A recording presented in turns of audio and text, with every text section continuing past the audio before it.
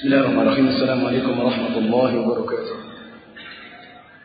الحمد لله رب العالمين، نحمده ونستعينه ونستغفره ونستهديه ونتوب إليه، ونعوذ بالله من شرور أنفسنا وسيئات أعمالنا. من يهده الله فلا مضل له، ومن يضلل فلا هادي له، وأشهد أن لا إله إلا الله وحده لا شريك له، وأشهد أن محمدا عبده ورسوله. صلوات الله وسلامه على رسولنا الكريم محمد بن عبد الله وعلى آله وأصحابه ومن اهتدى بهداه إلى يوم الدين، وسلم تسليما كثيرا. يا أيها الذين آمنوا اتقوا الله حق تقاته ولا تموتن إلا وأنتم مسلمون. أما بعد، معاشر الإخوة rahimani wa rahimakumullah. Alhamdulillah, kita bersyukur kepada Allah Subhanahu wa taala atas segala kenikmatan dan karunia yang dilimpahkan kepada kita, khususnya pada kesempatan siang hari ini. Dengan izin Allah dan taufiknya, kita bisa berkumpul dalam majelis ini untuk mempersiapkan diri dan jiwa kita menyambut bulan suci Ramadan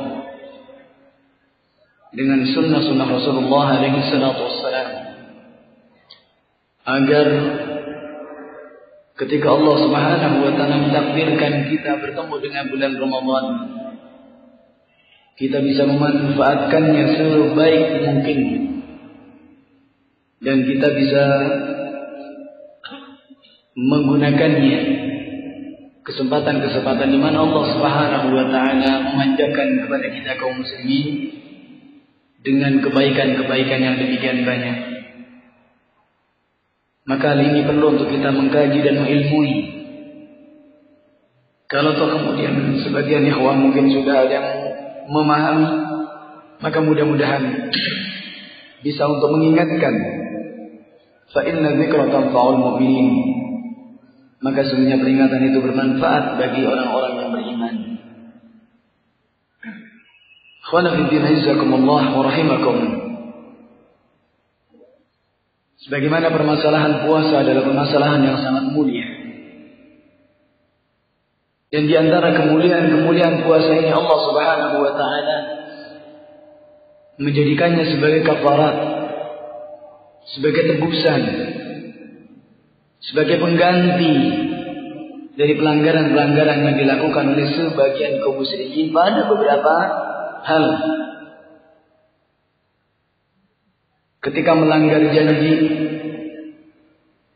tidak bisa memberi makan orang miskin, atau kemudian juga tidak memberi pakaian 10 orang miskin, maka juga diwajibkan kepadanya untuk berpuasa 3 hari berturut-turut.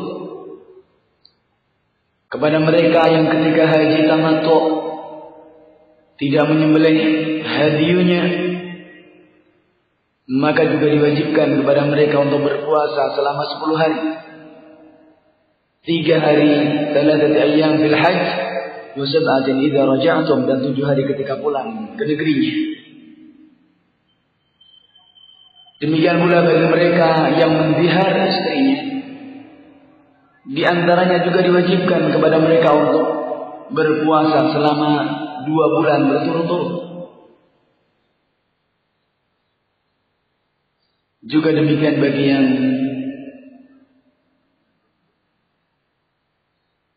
berhubungan suami istri di siang hari bulan Ramadan, maka hal ini pun juga terkena kafarat. Tidak hanya saja batal puasanya, namun juga terkena kafarat, pun juga kafaratnya dengan berpuasa 2 bulan berturut-turut. Ketika Allah Subhanahu wa taala menjadikan puasa ini sebagai tebusan, maka tiada lain menunjukkan betapa pentingnya puasa ini dan kedudukannya di hadapan Allah Subhanahu wa taala. Maka hal ini juga merupakan kemuliaan kepada umat ini, ketika Allah Subhanahu wa taala menjadikan puasa di bulan Ramadan adalah suatu kewajiban. Sebagaimana kita semuanya mengerti dari hukum daripada puasa di bulan Ramadan ini, yang merupakan satu kewajiban dari kewajiban kita, dan merupakan rukun dari rukun iman atau rukun Islam, di mana Allah Subhanahu wa taala mengingatkan kepada kita, ya ayyuhalladzina amanu kutiba 'alaikumus shiyamu kama kutiba 'alal ladzina min qablikum la'allakum tattaqun ayyaman ma'dudat. Al-ayah. Allah Subhanahu wa taala mengatakan, ya ayyuhalladzina amanu, wahai orang-orang yang beriman. Panggilan kemuliaan, panggilan yang azim, panggilan kebanggaan yang tentunya kita membanggakan diri dengan panggilan yang mulia ini. Maka ini menunjukkan bahwasanya setelah ya ayyuhalladzina amanu dikhususkan kepada orang-orang yang beriman saja. Ketika Allah mengkhususkan perintah ini, menunjukkan keistimewaan dan kelebihan yang tidak diberi kepada yang lainnya. Maka ini panggilan keimanan. Karena itu Abdullah bin Mas'ud radhiyallahu taala anhu ketika mendengar panggilan seperti ini, ya ayyuhalladzina amanu, bersegera memasang telinga-telinga mereka. Kata beliau, karena tiada lain adalah setelah itu imma amrun tu'maru bihi au nahyun tunha an.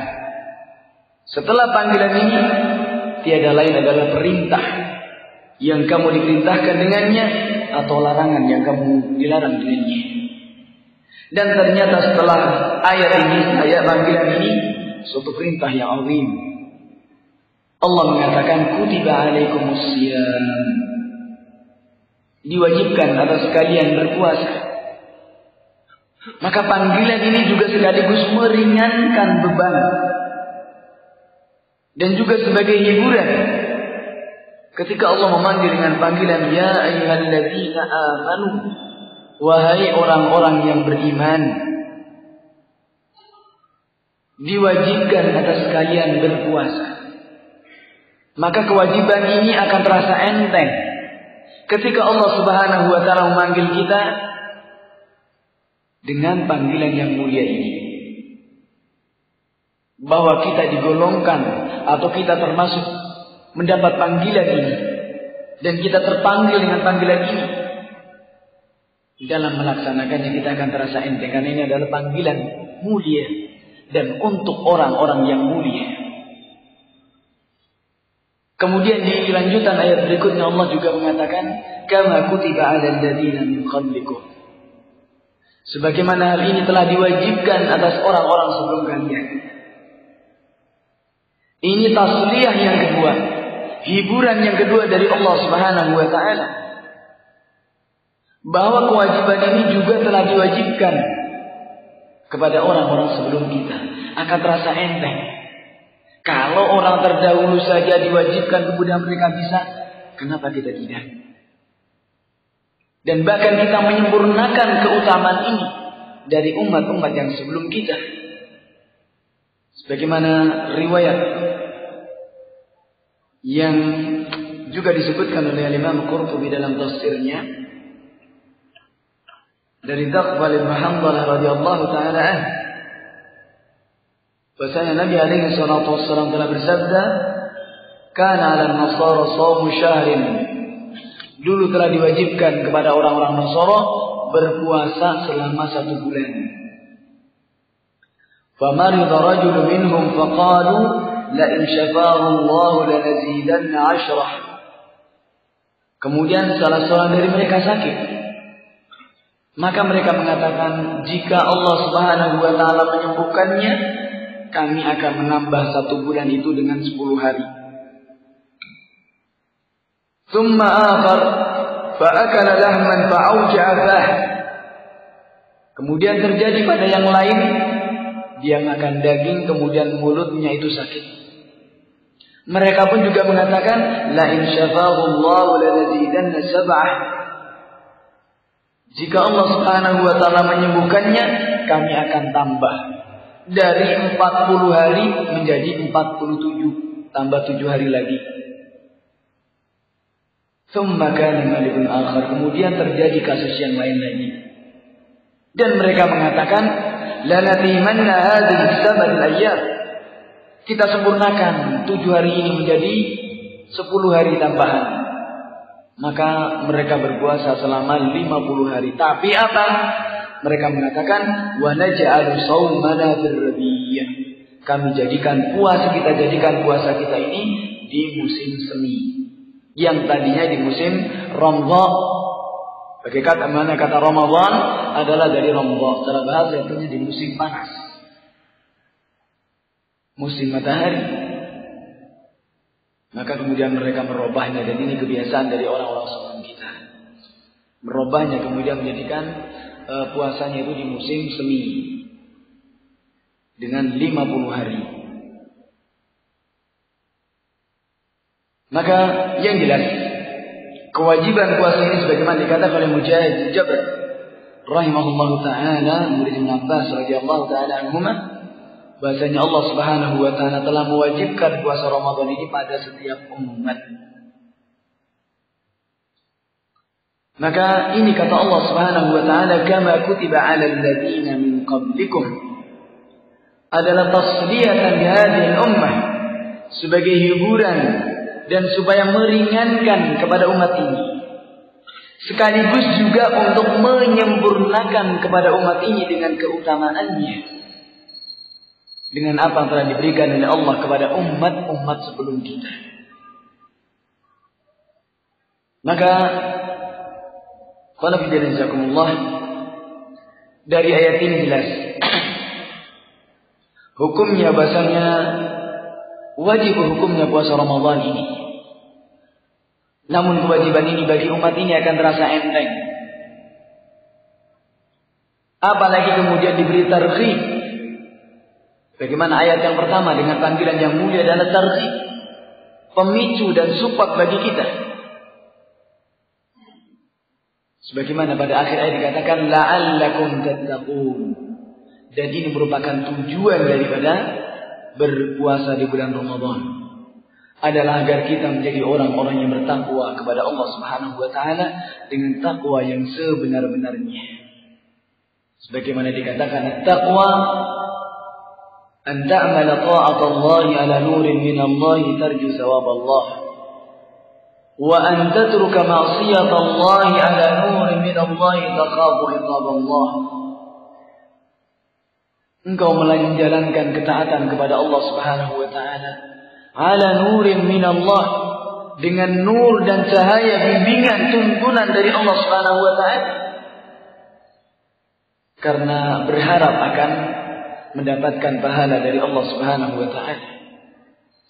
Demikian pula meninggalkan maksiat kepada Allah Subhanahu wa taala pun juga bukan karena belum ada kesempatan,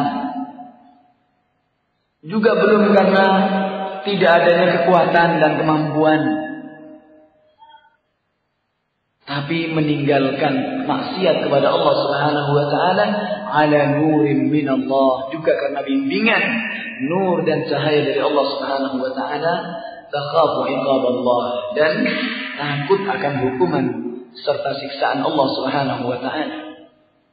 Ini takwa yang sebenar-benarnya, meninggalkan kemaksiatan dan menjalankan ketaatan karena nur dari Allah Subhanahu wa taala, karena bimbingan dan tuntunan dari Allah Subhanahu wa taala.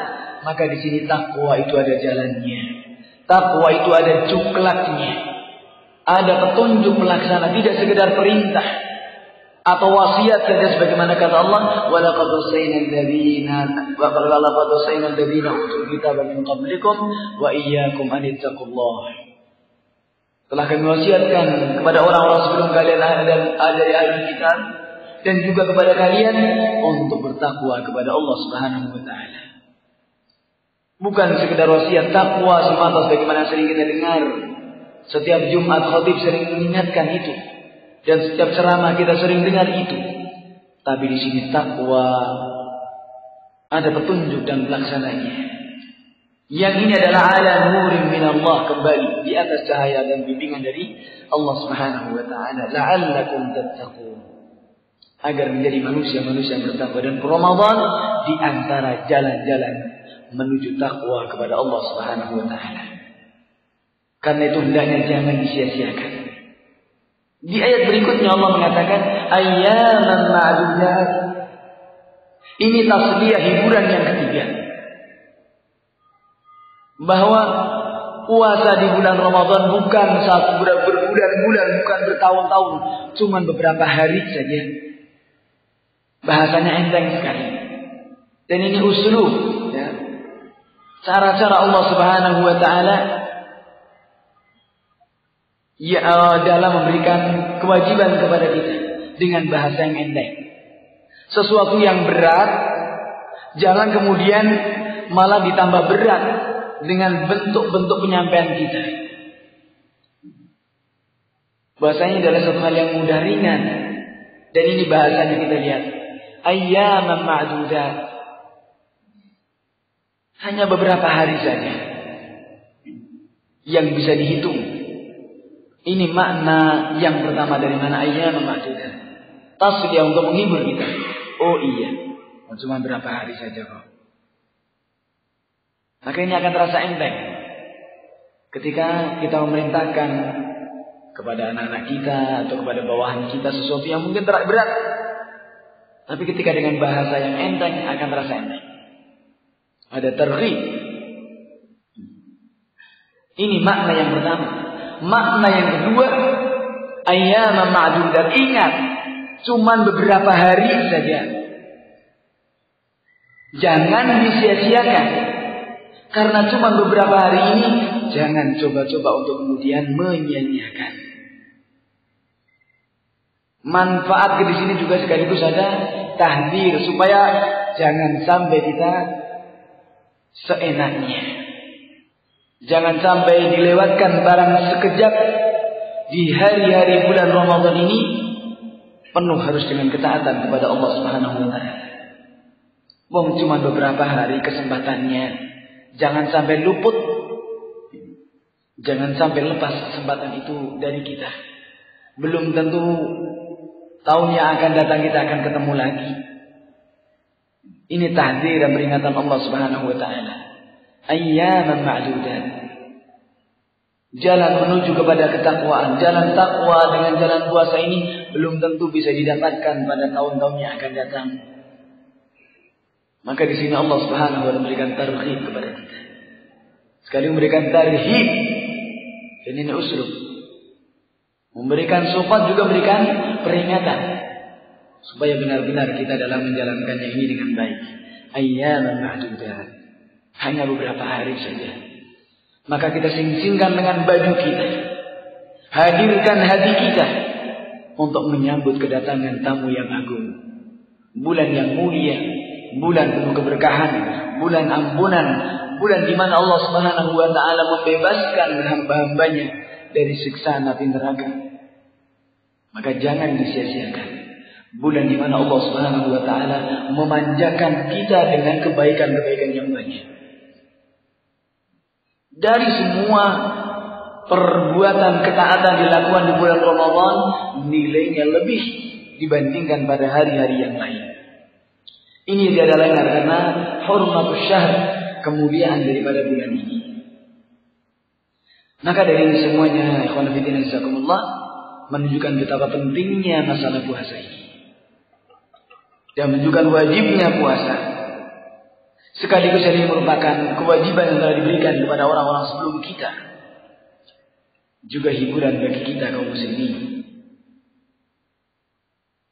Untuk sekaligus juga mendapatkan ghayatul uzma, merupakan mendapatkan tujuan yang agung, menciptakan manusia-manusia yang bertakwa kepada Allah Subhanahu wa taala.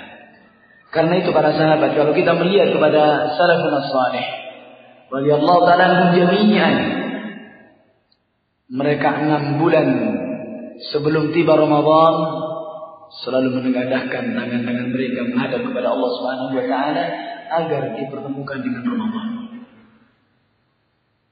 Setiba bulan Ramadan, sungguh-sungguhnya mereka beristihad untuk beribadah kepada Allah Subhanahu wa taala dan menjadikan Ramadan itu sebagai momen 1 bulan training dari Allah Subhanahu wa taala untuk 1 tahun yang akan datang.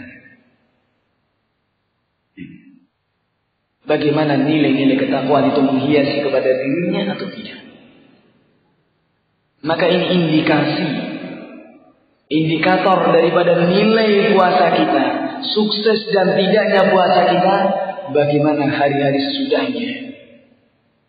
Apakah kita semakin baik ataukah malah sebaliknya? Nasallallahu salaman afiyah. Datang bulan Ramadan, kita menahan diri. Selepas bulan Ramadan kembali seperti semula. Maka dikatakan oleh para sahabat, oleh para salafus salih radhiyallahu ta'ala anhum, ulaika alladziina lam ya'rifullaha illa fi Ramadan. Mereka adalah orang-orang yang tidak kenal dengan Allah kecuali di bulan Ramadan saja. Na'udzubillah. Kemudian ini tentang kewajiban daripada Ramadan yang merupakan rukun dari rukun Islam. Sebagaimana Rasulullah SAW sabdakan, Bunyal Islam ala khams, syahadati an la ilaha illallah wa anna Muhammad Rasulullah, wa iqamis salati wa ita'iz zakat wa hajjil bait wa shaum Ramadan.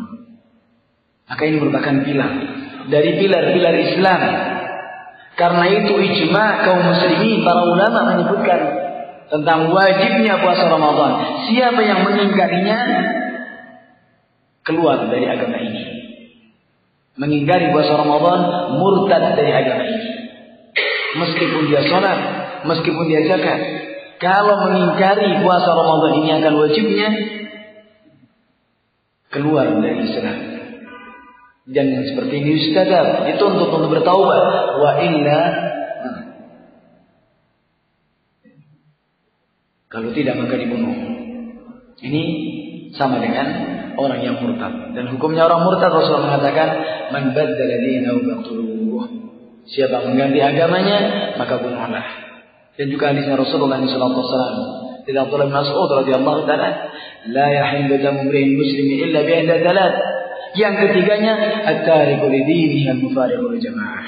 Orang meninggalkan agamanya dan nyempal dari jamaah muslimin, keluar dari agama ini. Ini khairuddin jazakumullah. Kemudian selanjutnya tentang keutamaan bulan Ramadan ini.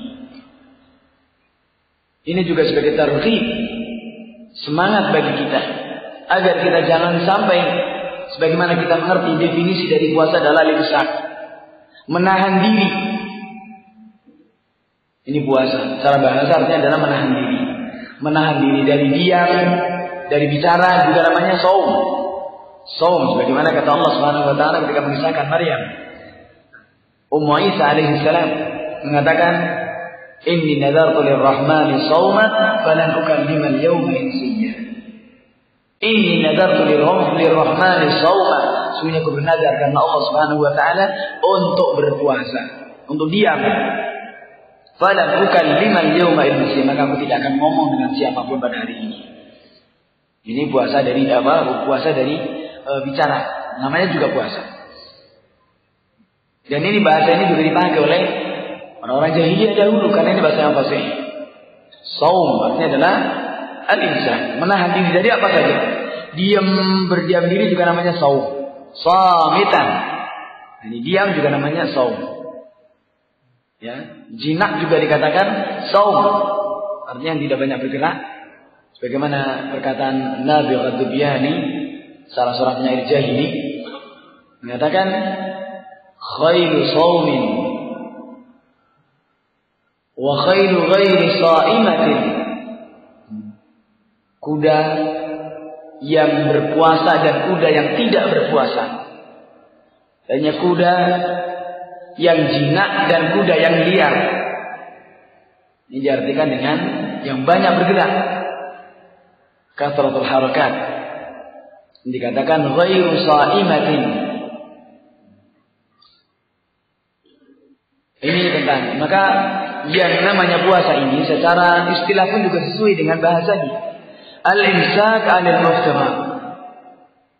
Menahan diri dari semua yang membatalkannya.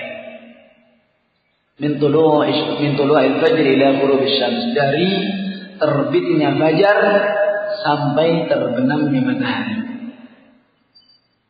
Dan ini dijelaskan oleh Ibnu Utsaimin rahimahullahu taala dalam tafsir surat Al-Baqarah di ayat Siyam, beliau mendefinisikan dengan tarku al-muftirat, meninggalkan hal-hal yang membatalkannya.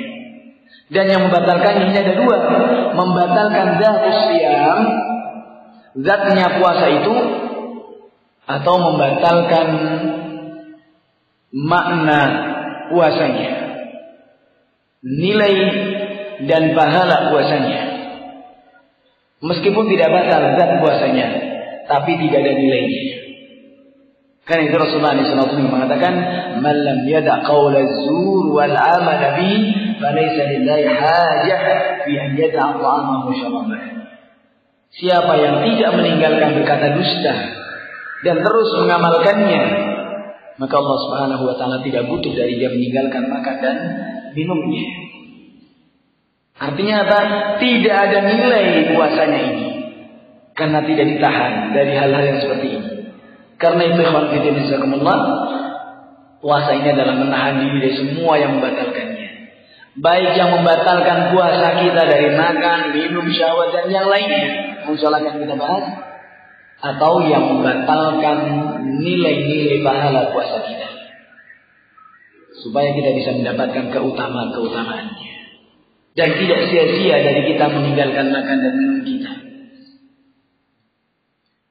Tidak kemudian kita hanya mendapatkan lapar dan dahaga saja, sia-sia. Maka untuk mendapatkan kemuliaan ini adalah tadi harus ditahan semuanya dari menahan hal-hal yang membatalkan zatus siyam atau membatalkan kepada makna dan ajar daripada puasa itu sendiri.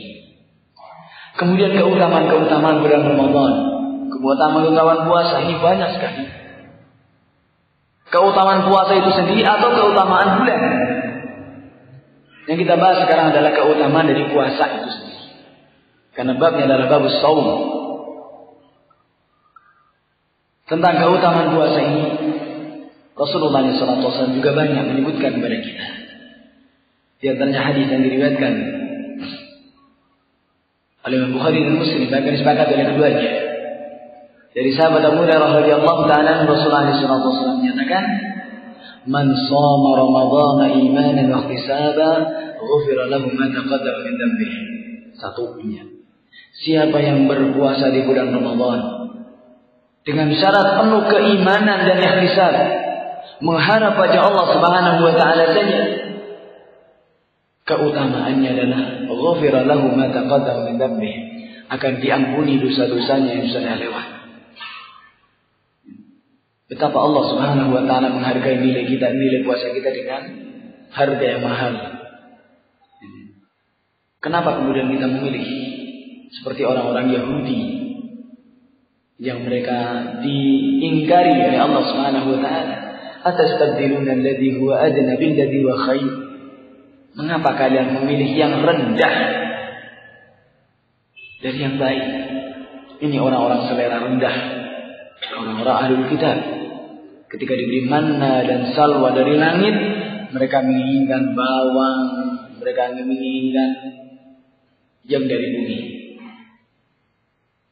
Maka ikhwan fillah jazakumullah, kita tentunya juga mengharapkan di sisi Allah Subhanahu wa taala itu lebih baik. Wa ma indallahi ba, dan apa yang di sisi Allah itu lebih kekal. Dan dikatakan di sisi Allah adalah khairu wa abqa, lebih baik dan lebih kekal. Ini diantaranya.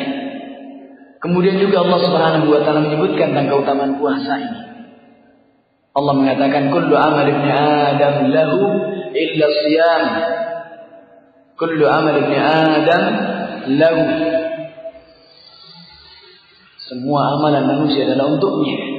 Al-hasanatu bi asyri amsalha ila 700 dhif. Satu kebaikan akan dilipat gandakan sampai 10 kali lipat, sampai 700 kali lipat. Illa shaum, kecuali puasa. Fa innahu li wa ana ajzih. Maka sungguhnya puasa itu untukku dan aku yang akan membalasnya. Artinya bighairi hisab, tanpa hitungan pahalanya. Balasannya adalah tanpa hitungan. Keutamaan dari Allah Subhanahu wa taala. Kemudian Keadaan orang yang berpuasa juga dikatakan la khalufu famis shaim atyabu indallahi min rihil misk. Bau mulutnya orang berpuasa di sisi Allah Subhanahu wa taala lebih wangi daripada minyak misik. Dan kebahagiaan akan didapatkan bagi orang-orang berpuasa. Lis-shaimi farhatan, farhatun 'indal fitr wa farhatun 'inda liqa'i rabbih. Kebahagiaan akan didapatkan bagi orang yang berpuasa ini. Yang pertama, bahagia ketika dia berbuka puasa. Yang kedua, bahagia ketika bertemu dengan Allah Subhanahu wa taala pada hari kiamat nanti. Karena apa? Dipanggil dengan panggilan yang mulia. Di dunia dipanggil dengan ya ayyuhalladzina amanu, terpanggil jiwanya. Ketika menjelang meninggalnya dipanggil ya ayyatuhan nafsul mutmainnah. Senang, tentram jiwanya. Di akhirat dimuliakan lagi. Ketika dikhususkan oleh Allah Subhanahu wa taala dengan pintu yang khusus. Rasulullah SAW menyebutkan inna fil jannati baban yuqalu lahu ar-rayyan. Sesungguhnya di surga itu ada satu pintu yang bernama ar-rayyan, yadkhulu minhu as-sha'imun yaum al-qiyamah la yadkhulu minhu ahadun ghairuhum. Yang masuk lewat pintu ini hanya orang-orang berpuasa dan tidak masuk lewat pintu ini kecuali mereka. Kemudian dipanggil dengan panggilan yang mulia. Aina shaimun? Mana orang-orang yang berpuasa? Aina shaimun? Mana orang-orang berpuasa? Panggilan yang agung, panggilan yang mulia. Fayaqumun, maka orang-orang berpuasa ini akan berdiri bangkit karena apa? Terpanggil dengan panggilan itu. La yadkhulu minhu ahadun ghairuhum. Tidak masuk lewat pintu ini kecuali mereka. Fa idza dakhalu ughliq. Jika mereka semua sudah masuk, maka ditutup pintu rayyan ini. Falam yadkhul minhu ahadun. Maka tidak seorang pun yang masuk lewat pintu ini kecuali setelah ditutup itu. Ini dikhususkan oleh Allah Subhanahu wa taala bagi orang-orang yang berpuasa. Maka ini menunjukkan keutamaan dan masih banyak lagi keutamaan-keutamaan orang yang berpuasa. Kemudian ikhwani wa akhwati fillah rahimani wa rahimakumullah, keutamaan bulan Ramadan ini juga banyak sekali. Di antaranya di mana bulan Ramadan ini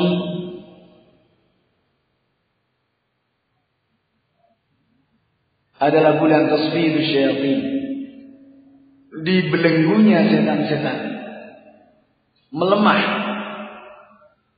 Mereka tidak sekuat untuk menggoda manusia seperti di hari-hari yang lain. Maka ini adalah sesuatu yang gaib, sesuatu yang kita tidak melihatnya, namun nas dari Rasulullah SAW wajib untuk kita mengimani dan mempercayainya. Maka di saat yang seperti ini memberikan targhib kepada kita untuk lebih semangat. Ketika lemahnya iblis wa syayatin dan mengganggu kepada ibadah kita, kepada ketaatan kita, maka marilah kita song-song dan kita sambut bulan suci Ramadan dengan semangat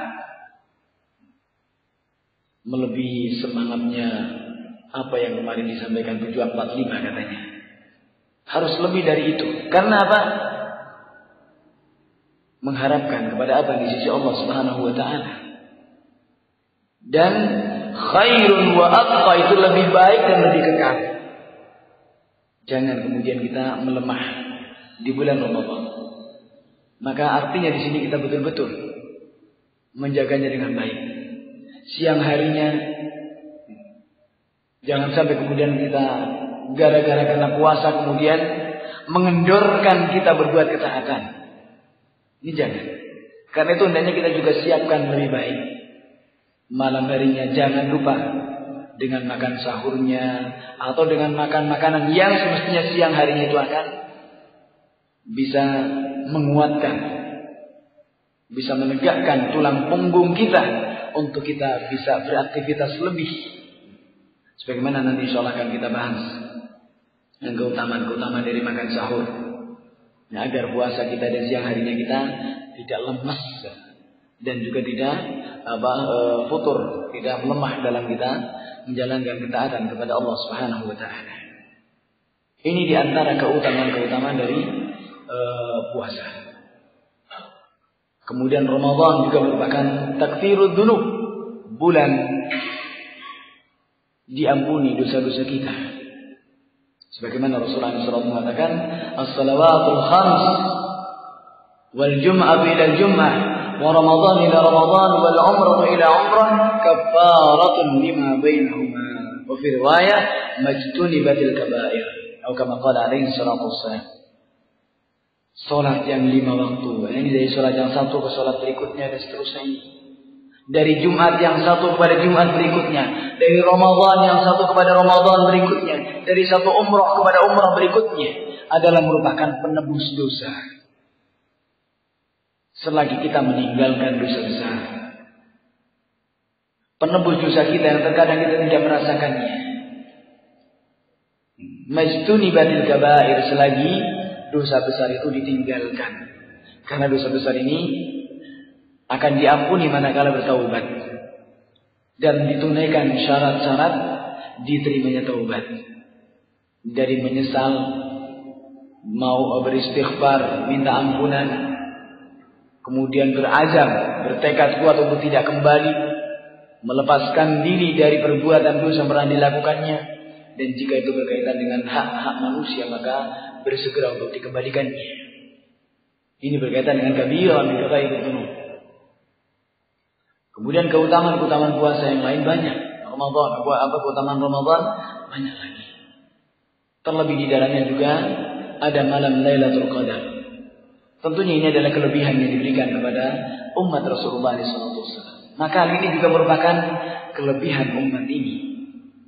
Keistimewaan umat ini mengalahkan kepada umat-umat sebelum kita.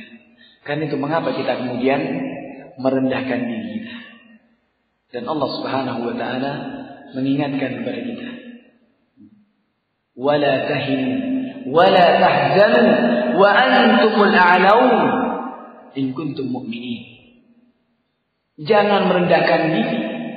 Wala tahinu wala tahzanu, jangan sedih. Wahai kaum muslimin. Ini kata Allah Subhanahu wa taala, wala tahinu wala tahzanu wa antumul a'laun, kalian itu orang-orang yang mulia. Ini kemudian ini nas dari Allah Subhanahu wa taala. Dengan keistimewaan umat ini diberi salah satunya adalah ada malam lebih baik dari 1000 bulan. Wa antumul a'laun, kalian ada orang-orang yang mulia. Kapan? In kuntum mu'minin, jika kalian benar-benar beriman kepada Allah Subhanahu wa taala. Kemudian itu adalah di atas iman. Kemudian ini tentang keutamaan daripada berpuasa dan juga keutamaan Ramadan, bulan suci Ramadan. Kemudian pembahasan berikutnya tentang bagaimana menentukan awal dan akhir Ramadan. Rasulullah SAW memberikan ketentuan kepada kita dengan hadis yang diriwayatkan Bukhari dan Muslim, muttafaqun alaih, dari Abu Hurairah radhiyallahu taala anhu. Rasulullah mengatakan, inna ummatun ummiyah la nahsib wa la naktub. Kami ini umat yang ummi, tidak bisa hitung, tidak bisa juga menulis. Sumu li ru'yati wa afil li ru'yati. Maka berpuasalah karena melihat hilal dan berbukalah juga karena melihat hilal. Fa in ghumma 'alaikum asy-syahr fa'addu 30. Wa fi riwayah fa in ghumma 'alaikum faqduru lah. Dalam riwayat lain fa in ghumma 'alaikum wa akmilu al-'iddata sya'ban 30. Rasulullah mengatakan berpuasalah karena melihat hilal, berbukalah karena melihat hilal. Jika tidak bisa terlihat ketika ada awan, fa in ghumma 'alaikum. Jika hilal itu tertutupi awan dan tidak bisa terlihat, maka sempurnakanlah hitungan bulan Sya'ban itu 30 hari. Karena Rasulullah juga mengatakan asy-syahru hakada wa hakada. Bulan itu demikian dan demikian, sambil mengisyaratkan kedua tangannya. Artinya bulan itu adalah demikian, ini 30 hari atau demikian ini 29 hari. Ikmal, maka ini Rasulullah SAW memberikan tuntunan kepada kita untuk menentukan awal dan akhir bulan. Yang pertama dengan ru'yatul hilal, ru'yah alaniyah, dengan mata telanjang kita. Kemudian yang kedua, manakala tidak bisa, dengan ikmal, dengan menyempurnakan hitungan Sya'ban itu 30 hari. Ini yang kedua dituntun oleh Rasulullah SAW. Kemudian ketentuan yang ketiga, dan ini dikatakan oleh para ulama, wal amalu 'inda dzalik, yang diamalkan adalah yang ketiganya ini. Apa itu? Mengikuti kepada qarar dan ketentuan dari pemerintah. Jika memang dari pemerintah itu ada syu'un, ada yang punya bagian atau kementerian khusus yang menangani masalah kaum muslimin. Dan di negeri kita alhamdulillah juga ada. Wah, ini wal amalu 'inda dzalik, dan ini dikuatkan oleh Syekhul Islam Ibnu Taimiyah dan juga yang lainnya. Dan juga Syekh Abdul Bassam juga menyebutkan seperti itu dari mutaakhirin, dari orang sekarang. Ada dari asriyin, bukan mutaakhir, dari asriyin, ya, dari ulama masa sekarang. Wal amalu 'inda dzalik. Karena apa? Rasulullah SAW mengatakan, yusalluna lakum fa in asabu falakum wa lahum wa in akhta'u falakum wa 'alaihim. Mereka mengimami kalian. Jika benar, maka kebenaran itu kepada mereka dan kepada kalian. Jika salah, maka kesalahan kepada mereka dan tidak kepada kalian. Enteng ini, kita makmum saja. Dan Syekhul Islam juga menyatakan masalah ini, ma yuthbitu minal hukmi la yakhtaliful hal fi baina alladhi yu'tamu bih fi ru'yatil hilal. Apa yang ditetapkan dari hukum itu tidak berbeda keadaannya di antara orang-orang yang diikuti dalam menentukan ru'yatul hilal. Imma mujtahidan musiban kana aw mukhtian aw mufritan. Karena pemerintah atau yang diikuti sebagai imamnya ini tidak lepas dari 3 kategori. Imma mujtahidun musib, seorang bersih dan benar, maka baginya 2 pahala. Atau mujtahidun mukhti', seorang bersih tapi salah, maka baginya 1 pahala. Atau orang yang mufrid, ini orang yang salah tapi kesalahannya kepada mereka dan tidak kepada kita. Kesalahan itu ditanggung oleh mereka dan tidak kepada kita. Meskipun dalam hadis ini ada berkaitan masalah salat, tapi ini adalah al-ibrah bi umumil lafz la bi khususis sabab. Dengan keumuman lafaznya ini, maka ini juga mencakup dari imamatul uzma, imamah yang besar, tidak hanya masalah salat saja. Maka ini juga diikuti. Ini adalah banyak dari para ulama berpendapat seperti yang ketiga ini. Tidak lain adalah untuk menjaga persatuan umat. Karena persatuan umat itu lebih besar dan lebih didahulukan dari yang lainnya.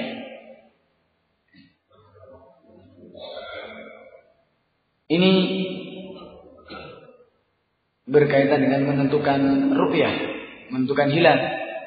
Menentukan awal bulan Ramadan atau akhir bulan Ramadan adalah dengan ru'yatul hilal, dengan ikmalul Sya'ban 30, dan yang ketiga sesuai dengan qarar dan ketentuan dari pemerintah yang menangani syu'un Islamiyah ini. Kemudian sekarang bagaimana jika seseorang itu melihat hilal, tapi kemudian kesaksiannya itu tidak dianggap, tidak dipakai, ditolak? Bagaimana haknya dia? Para ulama dalam hal ini ada 3 pendapat. Pendapat yang pertama, hak dia untuk berpuasa. Karena Rasulullah mengatakan sumu li ru'yatihi, berpuasalah karena melihat hilal, wa aftiru li ru'yatihi, juga berbukalah di akhir bulan Ramadan juga karena melihat hilal. Maka hak dia dalam melihat. Tapi tidak boleh kemudian woro-woro memberitahu yang lain, provokasi yang lain. Saya yakin dengan seyakin-yakinnya sudah melihat. Kalau kesaksian tidak diterima, tidak boleh dia kemudian membuat gojak-gajik pada masyarakat. Tidak dibolehkan. Ini pendapat yang pertama.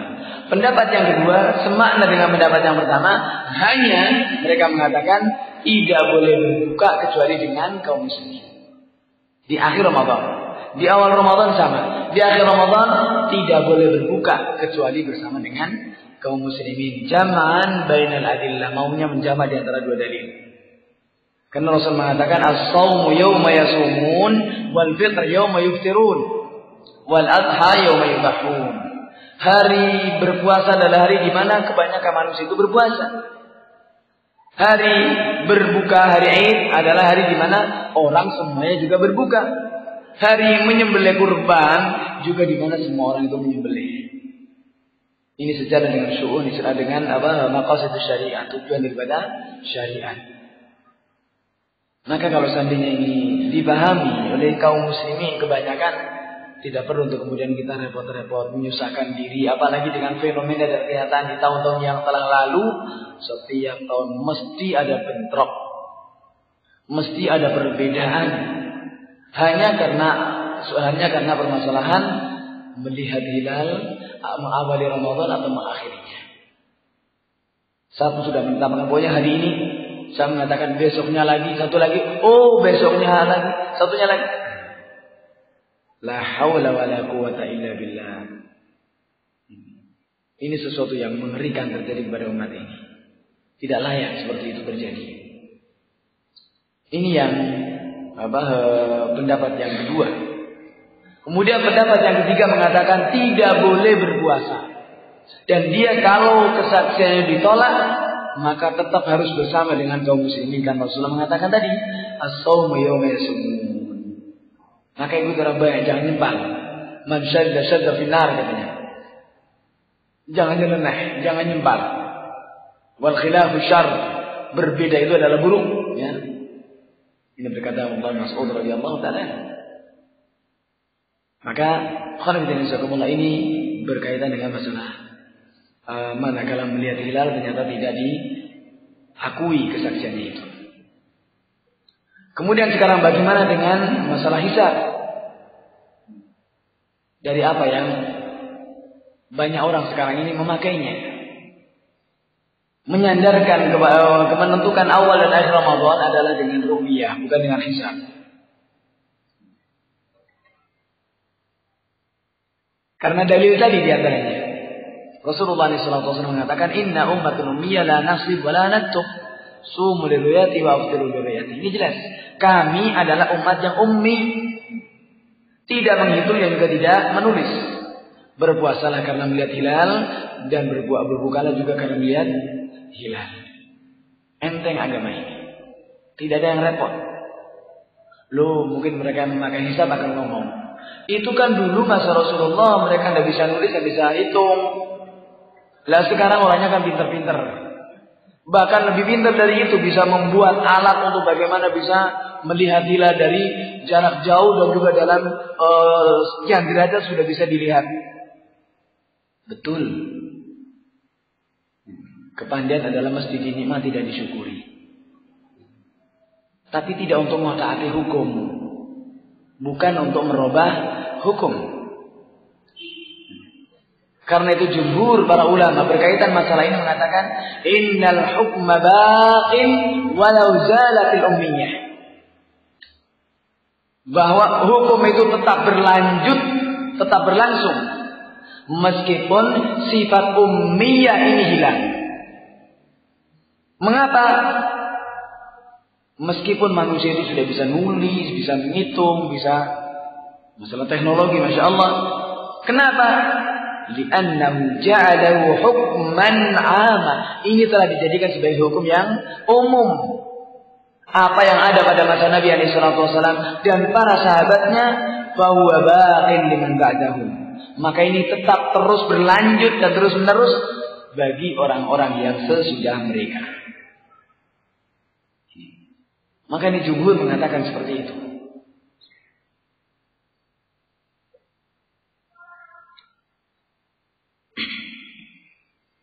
Ini jumhur jelas. Meskipun ummiyah ini hilang. Karena ini sudah dijadikan sebagai hukum yang umum. Abral qurun, sepanjang masa.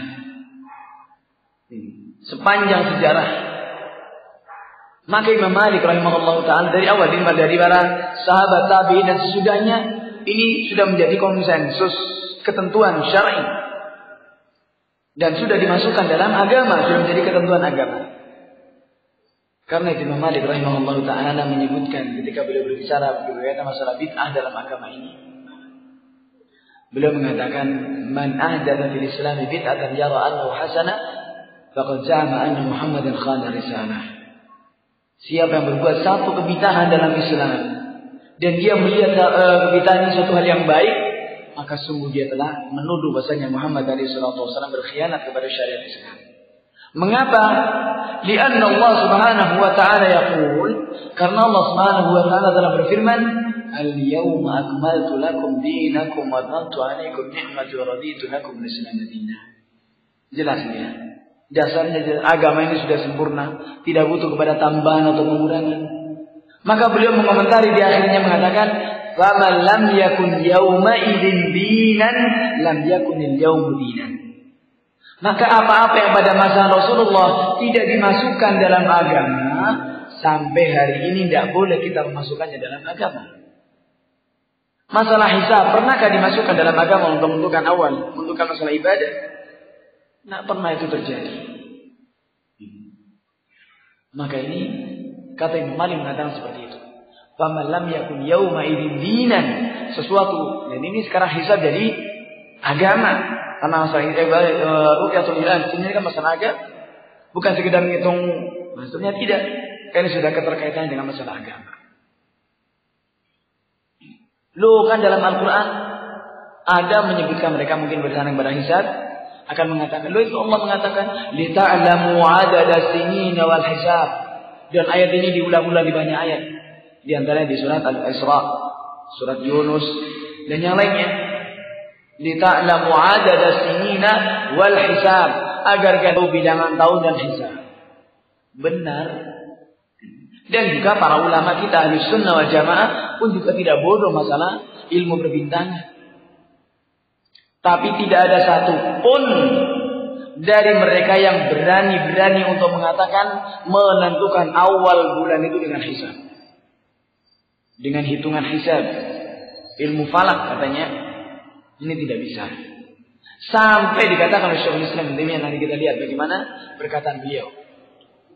Dengan cara-cara yang ilmiah dan sangat ilmiah. Sampai kita sendiri sudah subhanallah geleng-geleng ketika membaca maqalatnya Syekhul Islam. Luar biasa beliau ini.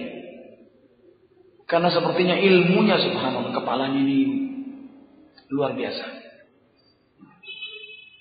Semua kayaknya terekam semua. Semua masalah. Kalau kita lihat di tulisan-tulisan beliau. Dalam masalah akidah, rudut kepada orang-orang yang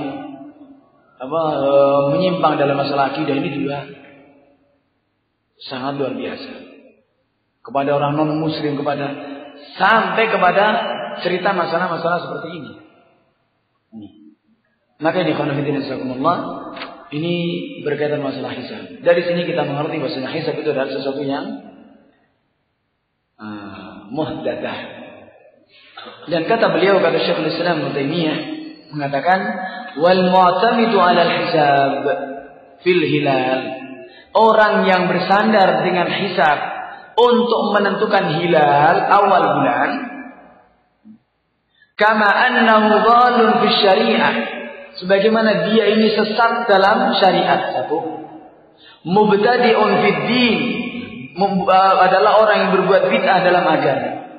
Fa huwa mukhti'un fil aql, yang ketiganya dia salah dalam menggunakan akalnya. Wa mukhti'un fi ilmi hisab, juga salah dalam menggunakan ilmu hisab.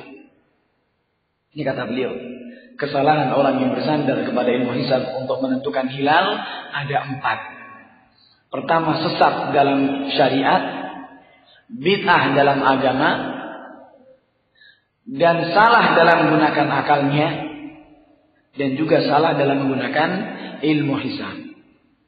Jadi tidak ngerti sebenarnya tujuan dari ilmu hisab yang Allah Subhanahu wa taala menyarankan untuk kita mengetahuinya itu apa?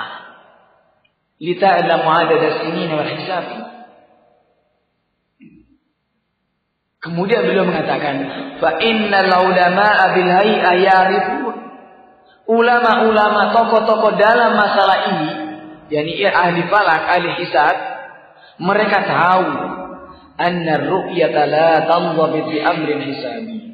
Bahasanya ru'yah menentukan awal bulan tidak bisa ditetapkan dengan amr hisabi, dengan ilmu hisab ini. Wa inna ma ghayatul hisabi minhum. Tujuan daripada ilmu hisab ini tiada lain an ya'rifa kam bainal hilal wasyams min darajah waqtal ghurub. Ilmu hisab ini tujuannya tiada lain adalah paling banter itu untuk menentukan seberapa derajat antara hilal dengan matahari di saat matahari tenggelam ini. Ada berapa derajat?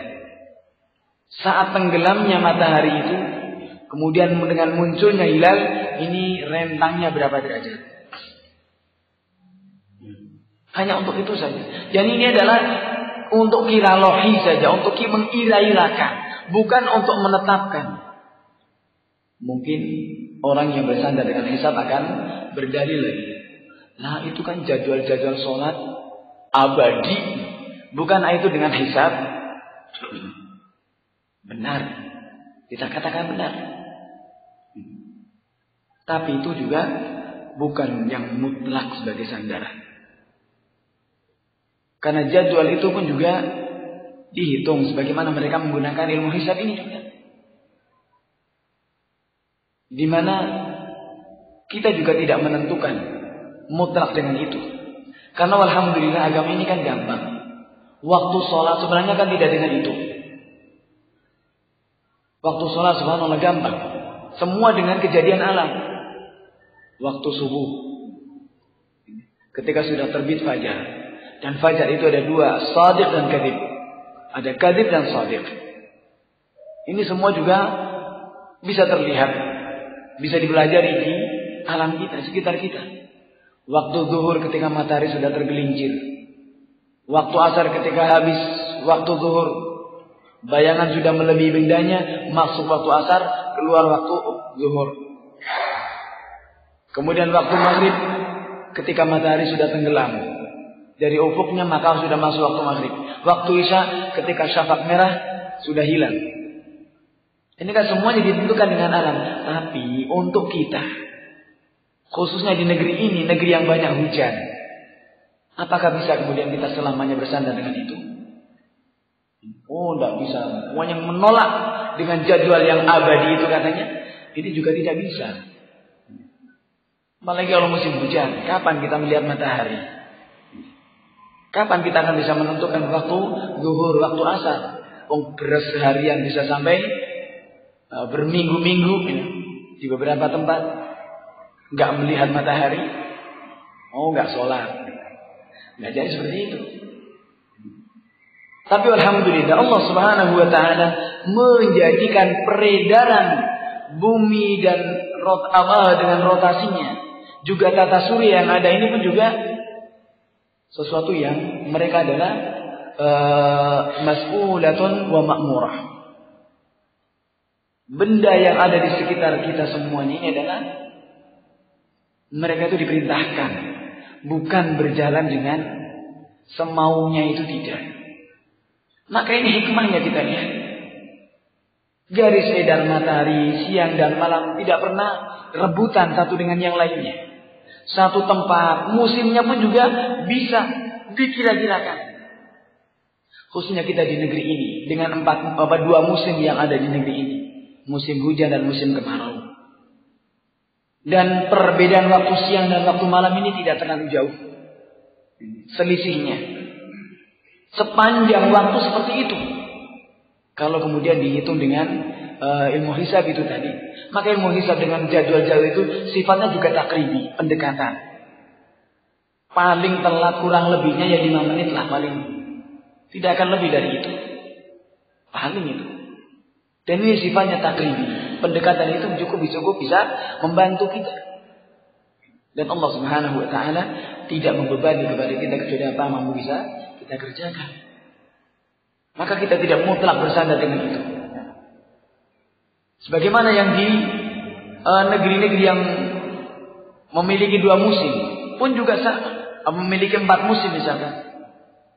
Ada musim panas, ada musim semi, musim gugur dan musim dinginnya.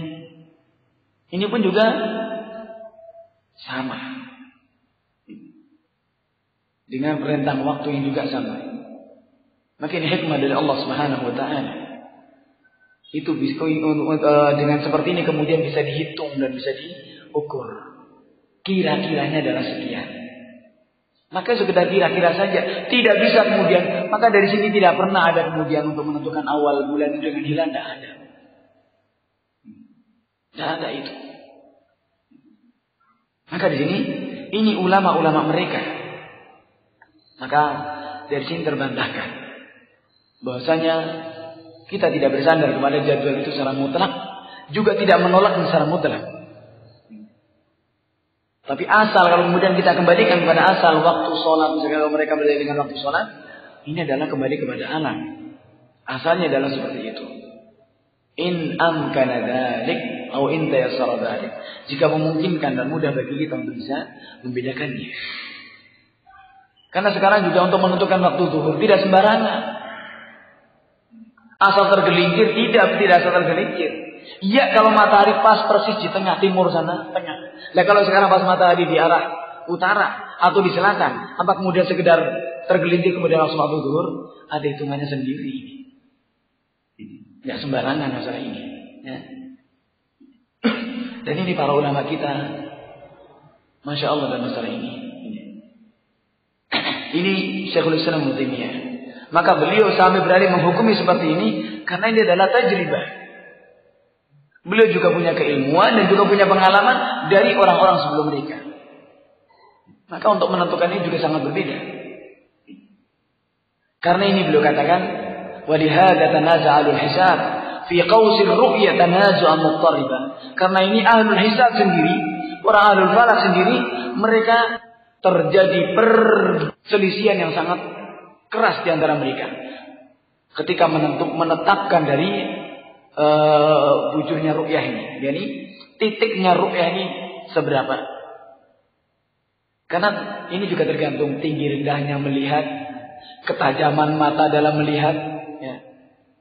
Kemudian juga dari sisi bersih dan tidaknya langit dan banyak asbab yang lain. Kemudian beliau katakan, mengingatkan dengan tokoh-tokoh mereka. Qala wa a'immatuhum ka Batlamus lam yatakallamu fi dzalika biharf. Imam-imam mereka, ini tokoh-tokoh ahli hisab seperti Bartholomeus Diaz. Ini kita lihat, Syekhul Islam bicara bukan saya. Ya. Ini Syekhul Islam yang bicara. Kalau kita mungkin karena di ilmu pengetahuan umum dulu itu kan ada para pengelana dunia ini, ya. Para pengeliling dunia. Di antaranya ini mereka adalah ahli falak dari Yunani. Tidak sekedar ngitung tetapi mereka pengalaman mengeliling dunia. Bartholomeus Diaz dan banyak lagi yang dan ini disebut jelas oleh Syekhul Islam. Menunjukkan bahwasanya kita lihat beliau sampai-sampainya bicara mempelajari tentang bagaimana Yunani ini. Yang ini juga karena apa? Banyak ilmunya orang-orang Yunani diserap oleh kaum muslimin. Kalau yang baik tidak ada masalah. Tapi yang buruk akhirnya kemudian juga munculnya kerusakan dalam Islam pun juga dari sana. Adanya yang mengatakan khalqul Quran dan seterusnya. Ini dari masalah mereka ketika buku-bukunya orang-orang Yunani, orang Ahlul Watan, orang Persia diterjemahkan di masa Khalifah Harun ar-Rasyid. Ini diterjemahkan semua ke dalam bahasa Arab. Di perpustakaan Baitul Hikmah. Perpustakaan sangat besar. Hanya satu peradaban yang tinggi ketika itu, tapi satu kemunduran. Karena tanpa pengawasan ini. Hanya kemudian masuk. Dan ini, maka ini gak heran kalau para ulama kita pun juga membaca hukum mereka. Maka membaca buku mereka dalam keadaan bukunya sudah posisi akidahnya itu sudah kuat. Kalau enggak, usahakan tersesat. Karena mereka juga bisa masalah-masalah seperti itu. Dan ini kita lihat kembali kepada masalah bahwasanya tokoh-tokoh mereka seperti Bartholomeus Dias dan yang semisalnya tidak pernah berani bicara satu huruf pun untuk menentukan hisab itu, menentukan hilal itu dengan hisab. Kenapa? Li'anna dzalika la yaqumu 'alaihi dalilul hisabi. Karena hilal itu tidak bisa ditegakkan dengan hisab. Namun siapa yang memulai ini dulu? Bicara masalah hisab untuk menentukan awal bulan. Beliau katakan, wa inna ma yatakallamu fi ba'd mutaakhirin. Yang bicara masalah ini adalah sebagian dari mutaakhir mereka. Di antaranya adalah Qusyar ad-Dailami. Ini yang pertama kali ngomong. Qusyar ad-Dailami dan orang-orang yang semisalnya wa dzalik. Lima ra'aw syari'ah ulqatil ahkam bil hilal. Ketika mereka melihat bahasanya hukum-hukum syariat itu banyak bergantung dengan ru'yah hilal, maka mereka tidak mau repot. Supaya apa? Jauh-jauh hari sudah bisa direncanakan, bisa dihitung. Akhirnya kemudian mereka menetapkan hisab sebagai cara untuk menetapkan ru'yatul hilal atau menetapkan awal bulan. Tapi dikatakan walaisa tariqatan mustaqimah wala mu'tadilah. Ini bukan cara yang lurus, juga bukan cara yang benar. Bahkan kesalahannya banyak dan ini sudah teruji dengan kesalahan-kesalahan mereka. Sebabnya tiada lain kata beliau, annahum dhabbatu bil hisab ma la ya'lamu bil hisab. Mereka menetapkan dengan hisab orang-orang yang tidak tahu dengan hisab ini. Maka tujuan hisab sebagaimana tadi sebutkan tiada lain untuk mengira-irakan saja, menentukan seberapa derajat, bukan untuk menentukan awal bulan atau akhir bulan. Ini khonafidin jazakumullah, dari sini jelas tentang permasalahan hisab ini yang keempat ini. Posisi yang keempat, maka ini sesuatu yang muhdatsah, sesuatu yang tidak ada, sesuatu hal yang baru dalam agama. Ketika itu dijadikan sebagai dasar untuk menentukan hukum dari awal bulan Hijriyah ini. Ini khonafidin jazakumullah. Kemudian selanjutnya kita bahas berkaitan dengan selesai dari masalah menentukan awal bulan ini. Jelas ya, dengan empat hal ya, dengan ru'yatul hilal, dengan ikmalus Sya'ban 30 dan dengan qarar hukumah, dan yang keempatnya dengan hisab, dan ini yang mubtada'ah. Yang ketiganya ini yang keempat ini yang tidak ada dasarnya sama sekali. Kemudian selanjutnya, kepada siapa puasa ini diwajibkan? Puasa ini diwajibkan kepada orang-orang yang memiliki iman syarat, bagi laki-laki. Adapun bagi wanita ditambah lagi 2 syarat. Jadi ada 7 syarat untuk wanita. Yang pertama, dan ini ijma' di kalangan para ulama, bahwa kewajiban puasa ini diwajibkan kepada seorang muslim. Karena apa? Panggilannya adalah ya ayyuhalladzina amanu, kepada orang-orang beriman. Loh, sekarang kalau orang Nasoro itu puasa bagaimana? Karena ini kan juga diwajibkan pada mereka sebelumnya. Mereka mau puasa silakan, tapi bagaimana? Jelas tidak bisa diterima meskipun mereka berpuasa di bulan Ramadan ini. Karena apa? Dibangun di atas akidah yang salah, di atas kekufuran. Kalau mereka mau berpuasa, ya harus mengikuti kepada tuntunannya Rasulullah SAW. Karena Rasulullah mengatakan, "Walladzi nafsi biyadihi." Atau dalam riwayat lain, "Walladzi nafsu Muhammadin biyadihi. La yasma'u bi ahadun min hadhihi al-ummah yahudiyyun wala nasraniyyun thumma yamutu wa lam yu'min billadhi ursiltu bihi illa kana min ashabin nar." Demi yang jiwa Muhammad ada di tangannya,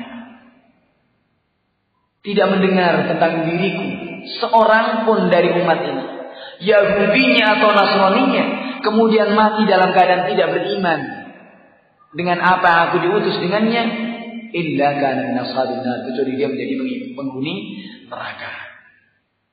Maka ini mereka mau puasa silakan puasa, tapi kalau mau diterima puasanya, ya mengikuti kepada syariatnya Rasulullah SAW, beriman kepada Rasulullah SAW. Kalau tidak, maka mereka dikatakan kana min ashabin nar. Yani ulaika hum syarrul bariyah. Ya, manusia-manusia yang buruk. Maka di sini syaratkan ya, yang pertama adalah muslim. Syarat kedua berakal. Karena yang tidak berakal itu tidak mendapatkan kewajiban dari orang gila, dari anak-anak, ya, atau dari orang yang tidak berakal. Ini seperti orang yang ketiduran misalkan, maka kewajiban itu orang yang lupa, ini hilang akal dengan semua jenisnya. Kemudian yang ketiga adalah balik. Secara ketiga adalah balik, karena hal ini tidak diwajibkan kepada anak-anak. Bagaimana hadis Rasulullah SAW, rufi'al qalam an thalath, diangkatkan dari 3 orang, di antaranya adalah wa anis sabi hatta ihtalim, dari anak-anak sampai dia ikhtilam, sampai dia dewasa, dengan tanda-tanda dewasa yang ada. Dari ihtilam dia bermimpi, atau dari tumbuhnya rambut di kemaluannya, atau dari umur, sebagian mengatakan dengan umur sampai 15 tahun. Ya. Kalau dari 15 tahun maka sudah terkena kewajiban kena taklif. Ini dengan umur. Maka ini syarat yang ketiga. Namun bagaimana dengan anak-anak? Maka dengan anak-anak ini juga dididik mereka untuk berpuasa. Sebagaimana para sahabat pun juga mendidik mereka. Mendidik anak-anak mereka juga untuk berpuasa. Meskipun tidak wajib. Sampai-sampai diriwayatkan ketika mereka minta makan, diajak mainan. Diberi mainan supaya lupa dengan makannya sampai maghrib itu tiba. Ini para sahabat dalam mendidik kepada anak-anaknya. Tentunya di sini adalah dalam keadaan ketika mereka memang sudah mulai mumayyiz. Sudah mulai kuat. Sudah mulai bisa membedakan mana yang baik, mana yang benar. Sudah mulai mengerti. Ini kita didik anak-anak kita. Jangan kemudian dibiasakan orang belum wajib saja. Kadang-kadang ada yang seperti itu, belum wajib saja. Kasihan, biarkan masa anak-anaknya puas. Ini sama saja menjerumuskan anak kita. Ketika didikan-didikan yang agamis, yang islami, maka ini tanggung jawab orang tuanya. Dan ini tuntunan para salaful ummah pun juga seperti itu. Anak-anak mereka pun juga dididik dengan didikan-didikan yang seperti ini. Khususnya di bulan Ramadan, dididik mereka untuk berpuasa, supaya mereka terbiasa. Pahalanya tetap juga pahala, dan juga khususnya bagi orang tuanya akan mendapatkan pahala. Kemudian syarat yang keempatnya adalah sehat, sahih. Karena orang sakit ini tidak terkena kewajiban, nanti akan kita bahas. Kemudian yang kelimanya adalah muqim, tidak bepergian. Karena orang yang bepergian adalah tidak terkena, orang kena safar, ini tidak kena beban. Kemudian ditambah lagi bagi wanita adalah suci dari haid dan nifas. Hendaknya tidak dalam keadaan haid, juga tidak dalam keadaan nifas. Karena haram hukumnya berpuasa ketika dalam keadaan haid dan atau nifas. Ini malah di antara mereka-mereka yang terkena kewajiban berpuasa ini. Kemudian 1, 2, 3 tadi orang yang Islam balik dan berakal jelas. Kemudian yang sehat dan sakit, Allah Subhanahu wa taala menjelaskan, "Wa man kana maridan aw ala safarin fa iddatun min ayyamin ukhra." Barang siapa dalam keadaan sakit atau safar, maka boleh untuk menghitung di hari-hari yang lain, mengqadanya di hari yang lain. Nah, tentunya ini yang pembahasan masalah sakit dan sakit dan safar ini. Memahami nas-nas yang syar'i sebagaimana disebutkan oleh Syekh Abdul Rahman Sa'di atau Sa'di rahimahullah taala dalam qawaid fiqhiyahnya, Bahasanya nusus ini adalah alal haqiqah. Dan hakikatun nusus ini ada 3 hal. Ada hakikat syar'iyyah, ada hakikat lughawiyah, dan ada hakikat urfiyah. 3 hal ini. Maka jika syariat itu menjelaskannya babi hawa ni'mat, menentukannya kepada kita dengan nas itu sendiri, maka jelas. Atau kemudian dengan lughawiyah. Nah, seperti tadi hakikat daripada saum adalah limsak.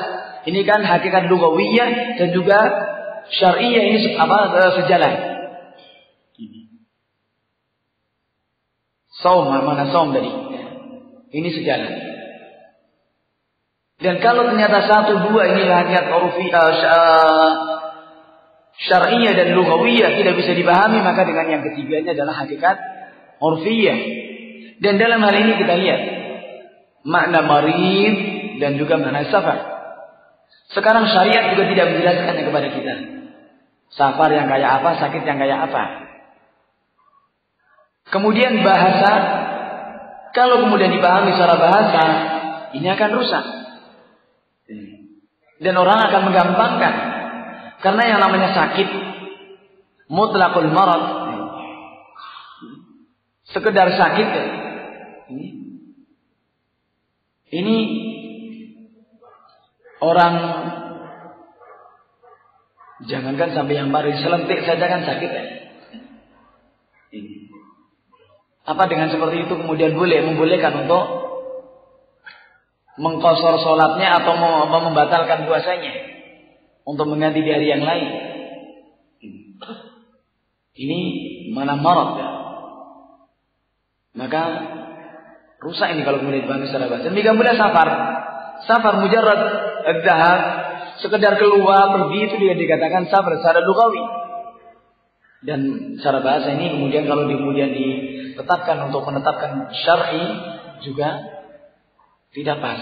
Ini akan rusak maknanya. Mari kita lihat juga, Allah musta'an, ada yang terjadi. Nah, itu saya melihat sendiri dari Palur ke Pabelan. Tiap hari mengqashar sholatnya, menjamak sholatnya, jamak dan qashar. Dan itu saya lihat. Saya pikir mau kemana setelah itu ada musafir keluar. Saya tanya, ini mulai.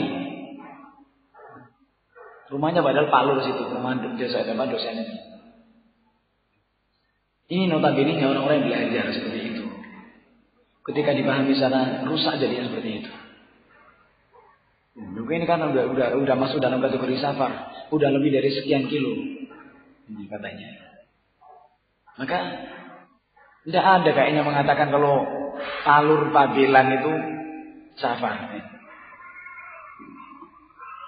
Maka semuanya ini kembali kepada Allah. Safar di sini adalah safar yang sebelumnya sudah dibolehkan untuk mengqashar sholatnya. Demikian pula sakit. Sakit di sini pun juga tentunya sakit yang kemudian akan bisa mengganggu kepada puasanya. Sakit yang mana kalau berpuasa itu akan mengganggu. Maka dalam hal ini pun juga, meskipun sekali lagi yang namanya bolehnya berbuka ini adalah rukhsah, keringanan, bukan kewajiban atau bukan keharusan. Ya. Keharusan bagi, walaupun di sini ada tafsir. Tapi sekali lagi hukumnya adalah rukhsah saja. Maka di sini kita mesti lihat mana yang lebih utama antara berbuka dan berpuasa bagi orang yang safar atau orang yang sakit ini. Wa man kana minkum maridan aw ala safarin fa iddatun min ayyamin ukhra. Yuridullahu bikumul yusra wa la yuridu bikumul usra. Allah menghendaki kemudahan dan Allah tidak menghendaki kepada kesulitan. Dalam hal ini maka ada tiga bagian berkaitan dengan orang yang safar dan orang yang sakit ini. Yang pertama, berpuasa itu lebih utama, lebih afdal bagi orang yang sakit atau bagi orang yang safar ini. Kapan? Jika dengan puasanya itu tidak akan mengganggu kepada safarnya atau tidak mengganggu juga kepada sakitnya. Sebagaimana hadis Rasulullah SAW, kisahnya Abu Sa'id Al-Khudri radhiyallahu taala anhu.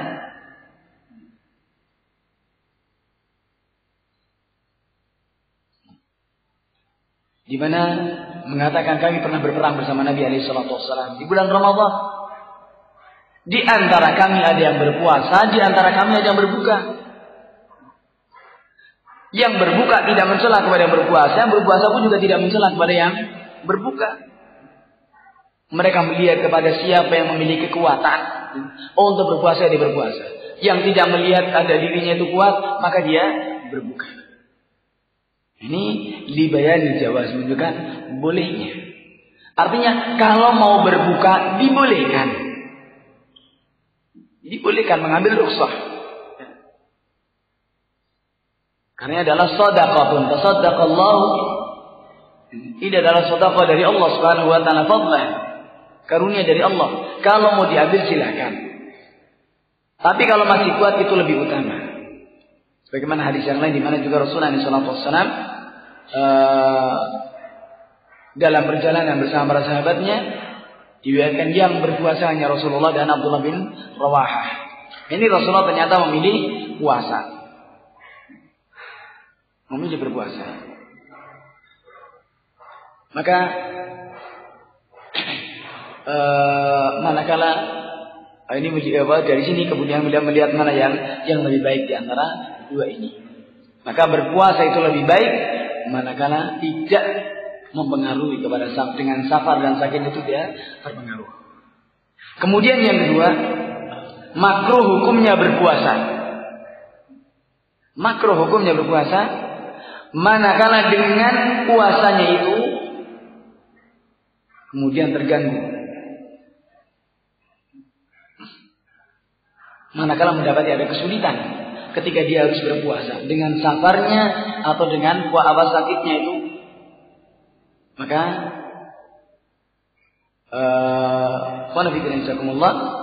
ini juga riwayat banyak dari para sahabat dengan Rasulullah SAW. Bagi dari sini, manakala kemudian dengan puasa itu akan memberatkan kepada sakitnya, dan juga kepada safar, dengan safar itu berat dengan berpuasa, maka lebih baiknya dia berbuka dan mengganti di hari yang lain. Fa'iddatu min ayyamin ukhra. Kemudian yang ketiganya, haram hukumnya berpuasa bagi orang yang safar atau sakit. Kapan? Jika dengan puasanya itu akan semakin memperparah pada sakitnya.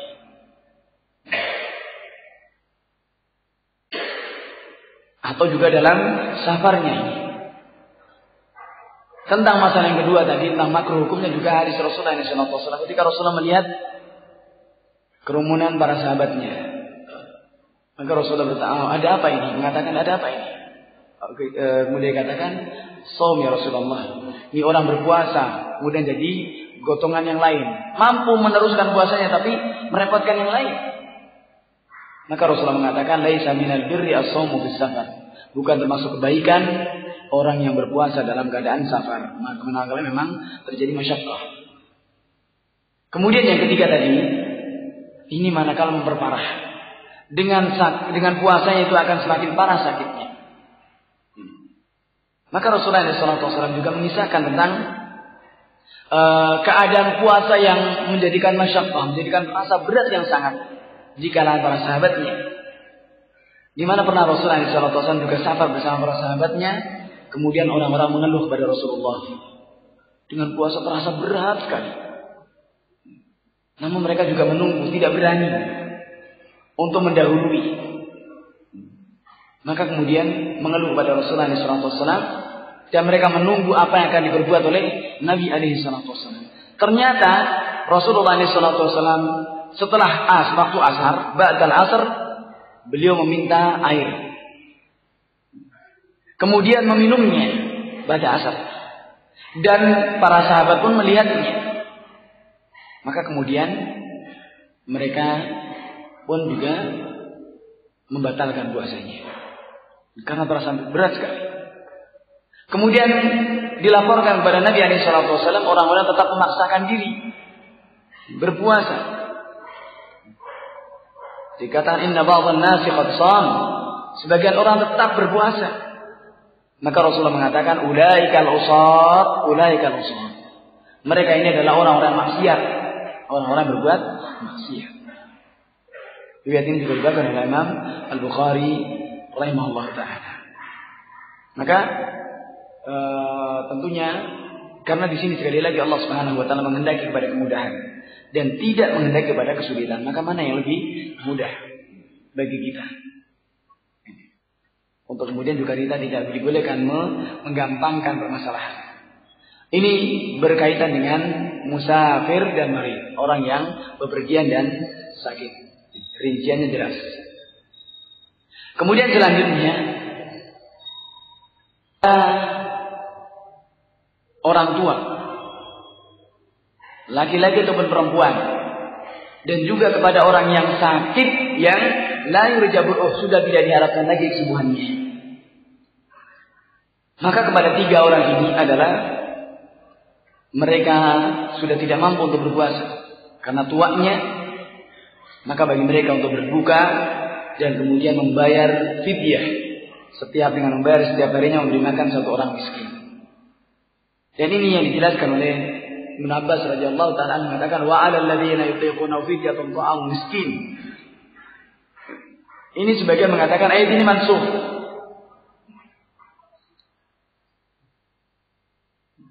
Ayat ini dikatakan mansukh.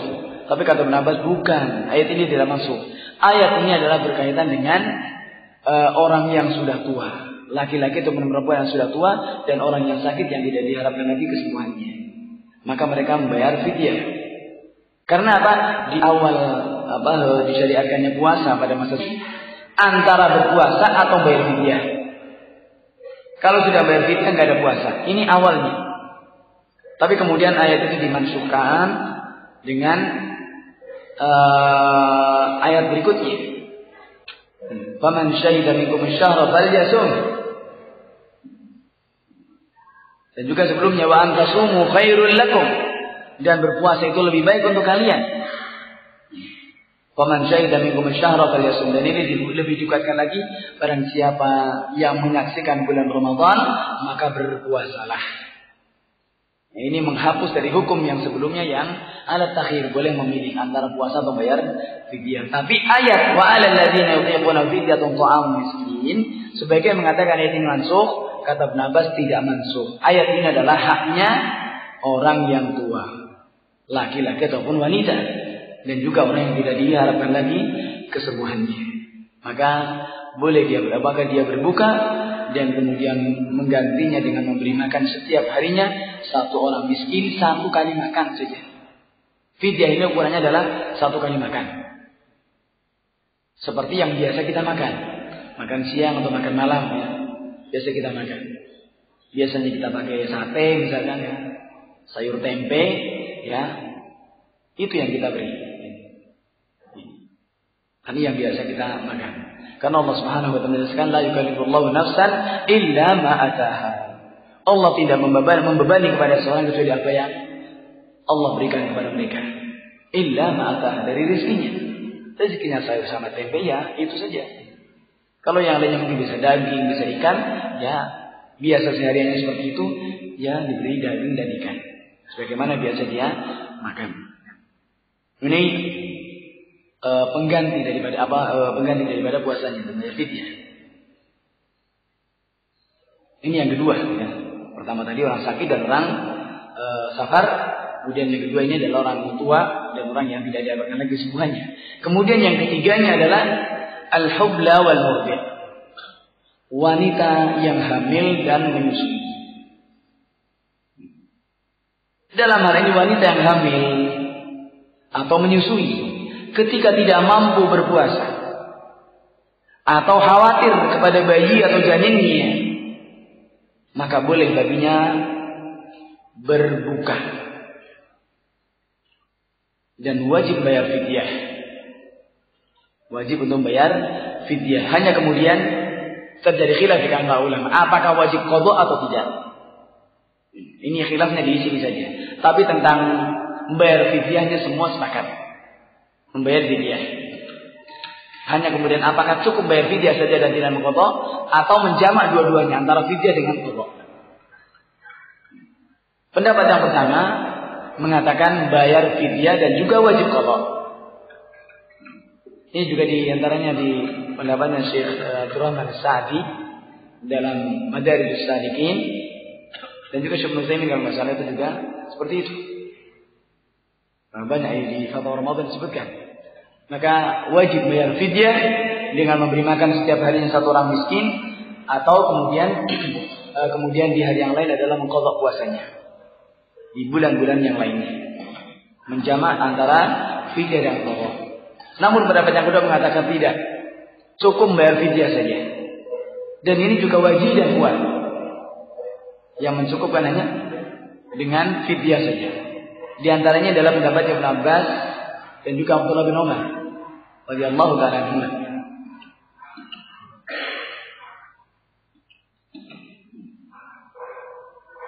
Di mana kata Abdullah bin Abbas radhiyallahu ta'ala anhuma mengatakan, idza khafatil hamil ala nafsiha, jika seorang wanita yang hamil khawatir dengan dirinya, wal murdi'u ala waladiha, dan seorang yang menyusui tanpa khawatir dengan anaknya, fi Ramadan, di bulan Ramadan, qala, kata beliau, yuftiran, maka keduanya berbuka.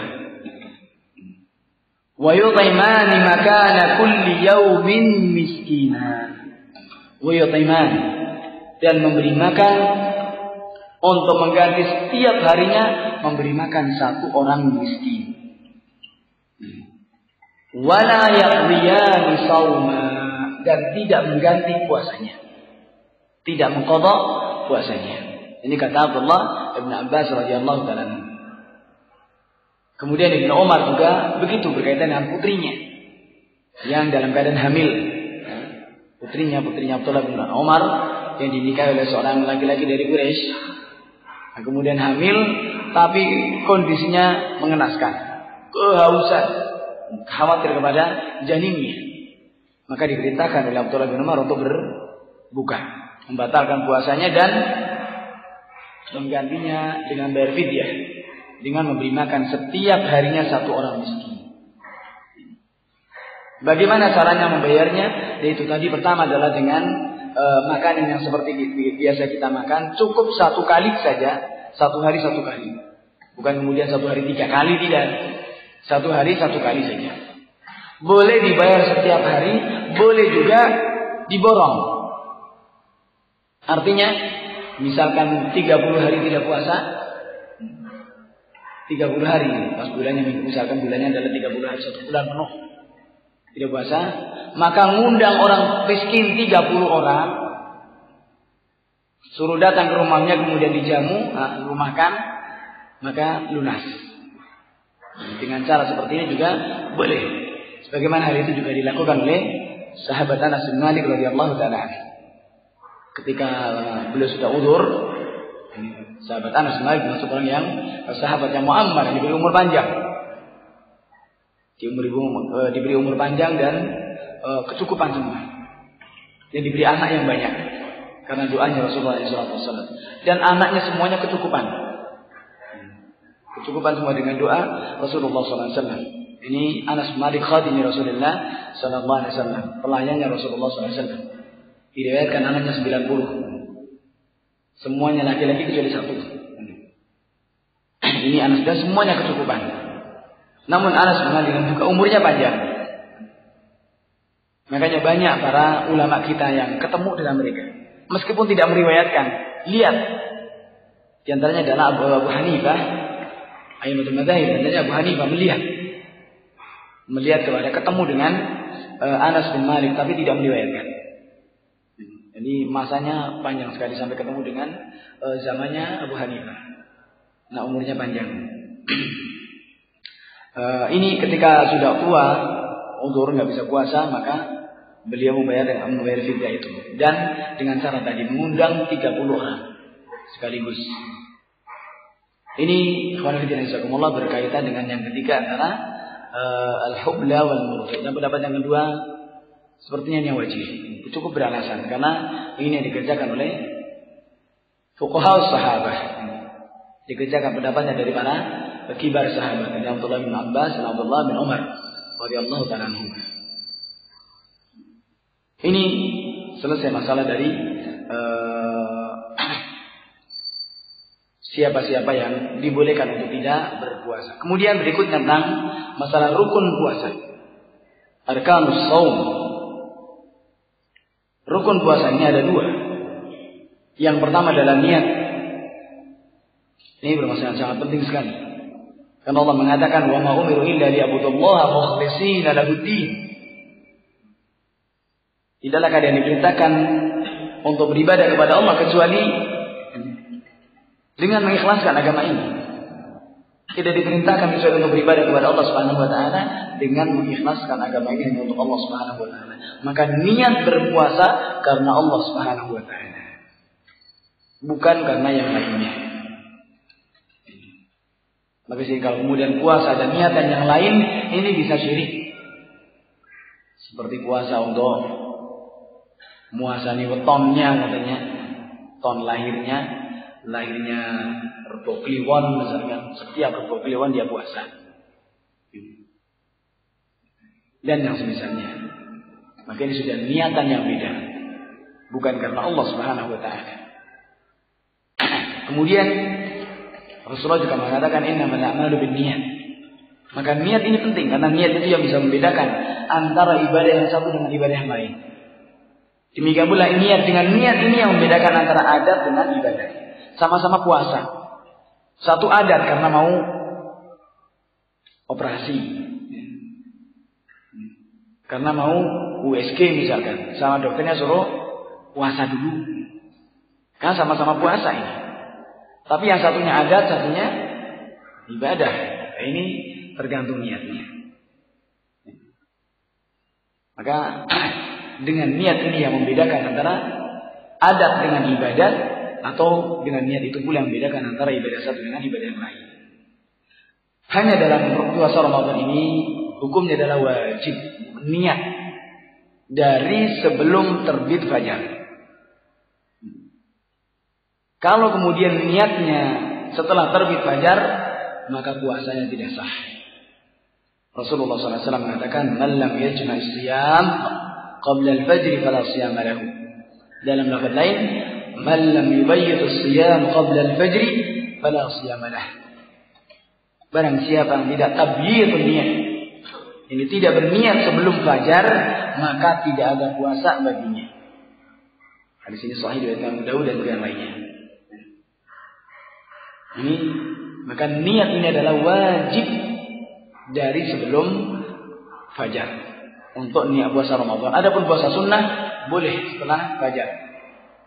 Setelah siang pun juga boleh. Manakala dari pagi belum makan, bisa.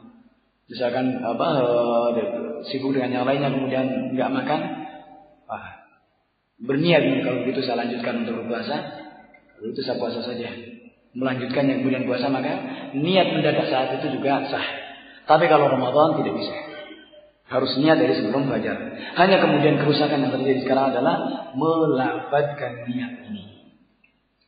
Yang ta'ummu bihil balwa, kerusakan yang menyebar di masjid-masjid di mana-mana. Biasanya kalau setelah selesai salat tarawih, imamnya kemudian memandur, buat niat. Nawaitu shauma ghadin an ada'i fardhi syahri ramadhana hadhihi sanadi fi Solo dan seterusnya. Mestinya seperti itu ya. Diniatkan untuk di Solo dan kurang lengkap kalau cuma seperti itu. Ini kata Syekh Muhammad enggak seperti itu. Maka ini kerusakan yang terjadi dari melafadzkan niat. Tidak perlu namakan niat itu tidak perlu dilafadzkan, cukup dalam hati saja. Maka ini perlu untuk kemudian kita banyak mengingatkan kerusakan-kerusakan yang terjadi dari Ramadan ini untuk kita ingatkan kepada kaum muslimin. Dan ini tugas yang subhanallah, tugas kita semuanya mengingatkan. Tugas kita semuanya mengingatkan kepada kaum muslimin agar kembali kepada sunnah Rasulnya SAW. Satu ini saja bisa diikuti oleh satu masjid, masya Allah. Berarti ada tatawur, ada peningkatan. Ada peningkatan dalam ibadahnya, ada peningkatan dalam puasanya. Karena seperti ini sudah menyebar di mana-mana. Maka untuk menghentikannya saja sangat-sangat repot. Sangat kerepotan kita. Padahal cuman lafaz niat. Bagaimana dengan yang lainnya? Menunjukkan tugas kita itu berat. Untuk meluruskan umat, mengembalikan umat kepada sunnah Rasulullah SAW, ini butuh kepada tadarruj, butuh kepada tahapan-tahapan yang baik. Maka ini yang pertama. Kemudian yang kedua adalah limsak, menahan diri. Menahan diri dari hal-hal yang membatalkan puasanya. Dari semenjak terbit fajar sampai terbenamnya matahari. Karena Allah mengatakan, "Wattaqu ma kataba Allahu lakum wa kulu washrabu hatta tabayyana lakum al-khaytul abyadu min al-khaytil aswadi min al-fajr.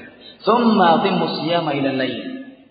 Makan dan minumlah sampai jelas benang hitam dari benang putih dari benang hitam dari waktu subuh. Tsumma atimmus siyama ila al-lail, kemudian sempurnakan puasa itu sampai malam. Ini untuk menahan semua yang membatalkan puasa kita. Baik membatalkan datus siyam, dan di antara hal-hal yang membatalkan puasa itu adalah yang pertama makan dan minum dengan sengaja. Ini yang pertama, makan dan minum dengan sengaja. Maka kalau tidak sengaja, ini tidak membatalkannya. Kalau kemudian dia ini lupa meskipun sampai kenyang, ya. Meskipun sampai kenyang, maka karena itu tidak sengaja lupa. Apalagi di hari-hari yang pertama biasanya, ya. Kan kulinane ya. Bisa kulinane dari langsung buka meja makannya, menuju meja makannya langsung. Ya biasanya kadang seperti itu. Maka kalau lupa, maka ini kata Rasulullah SAW, "Man nasiya wa huwa sha'im fa akala aw shariba falyutimma shaumahu." Siapa yang lupa dalam keadaan berpuasa kemudian dia makan atau minum, maka sempurnakan puasanya. Fa innama at'amahu Allah wa saqahu. Maka sesungguhnya dia telah diberi makan dan minum oleh Allah Subhanahu wa taala. Ini manakala tidak sengaja atau lupa. Maka dibolehkan. Tapi kalau sengaja dan lupa, termasuk di antara hal-hal yang membatalkan puasa. Untuk selanjutnya, insyaallah kita bahas nanti pada surah. Sudah puasa. Ini dulu, wallahu alam. Wassallallahu wasallam ala nabiyina Muhammad wa alihi wasallam. Walhamdulillahirabbil alamin. Assalamualaikum warahmatullahi wabarakatuh.